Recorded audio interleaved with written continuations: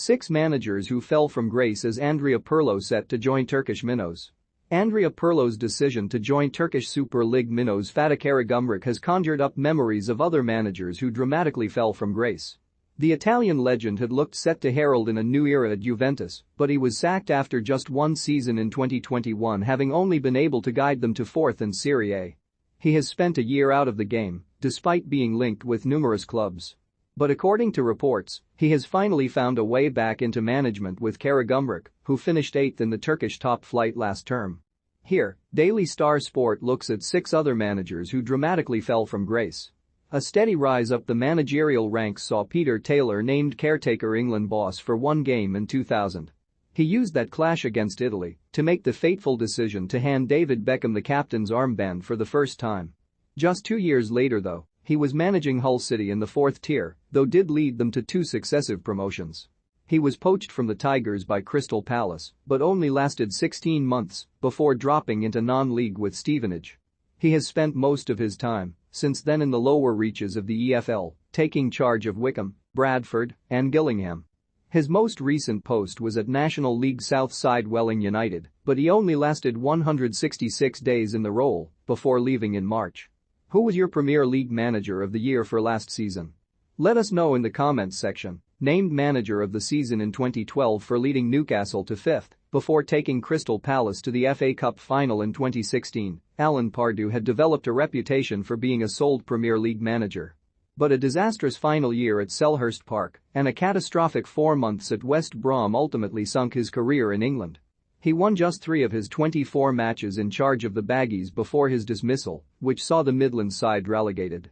It would take him another 18 months to return to management with Dutch side ADO Den Haag. But Pardew would only take charge of 8 matches before the Eredivisie season was cancelled due to coronavirus restrictions and he left the club a month later. His most recent spell was at CSKA Sofia, but left the Bulgarian side in protest at their fans throwing bananas at black players in their own team. Sean Dyche became synonymous with Burnley, but it was Owen Coyle who first led the Clarets into the Premier League. He impressed in his first 6 months as a top-flight boss, but soured his reputation with Burnley fans by leaving Turf Moor for fierce rivals Bolton in January 2010. He kept the Trotters up before leading them to the FA Cup semi-finals the following campaign. But they were relegated the next year, with Coyle sacked after a poor start to the championship season, and since then he has endured short spells at Wigan and Blackburn. Coyle has mostly spent his years abroad, managing in the MLS and the Indian Super League.